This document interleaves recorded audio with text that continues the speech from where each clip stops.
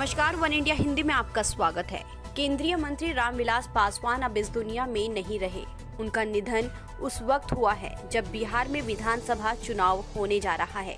इस चुनाव में एलजेपी ने एक बड़ा दांव खेला है, या यूं कहें तो बड़ा रिस्क लिया है। वो है एलजेपी ने बिहार में एनडीए से नाता तोड़कर अकेले चुनाव लड़ने का फैसला किया है।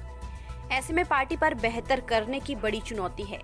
खासकर रामविलास पासवान के नहीं होने पर पार्टी चुनाव में अच्छा प्रदर्शन कर पाएगी या नहीं, इस पर सभी की निगाहें टिकी हुई हैं।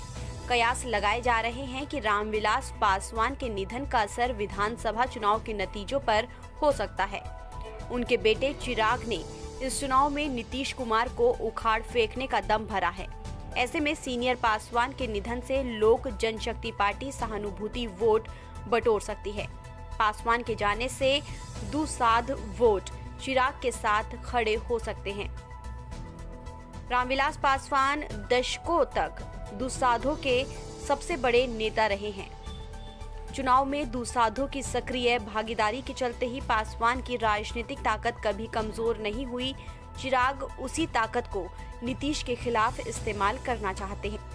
सीनियर पासवान बीमार होने के चलते पहले ही इन चुनावों में भागीदारी नहीं करने वाले थे। ऐसे में सवाल उठ रहे थे कि चिराग क्या दुसाधों को उसी तरह साध पाएंगे जैसे उनके पिता करते थे।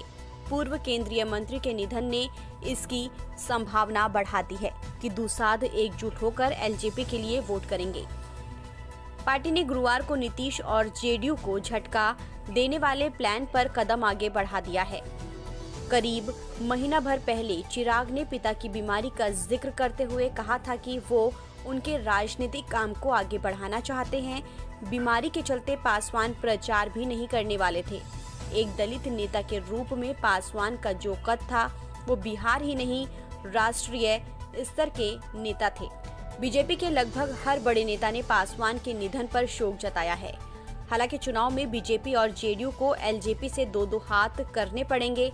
ऐसे कयास हैं कि बीजेपी ने एलजेपी को भी साधा हुआ है, लेकिन वो ऐसी परिस्थिति नहीं चाहती जहां जेडीयू के साथ उसका गठबंधन बहुमत से दूर रह जाए, क्योंकि तब चिराग को एडवांटेज होगा।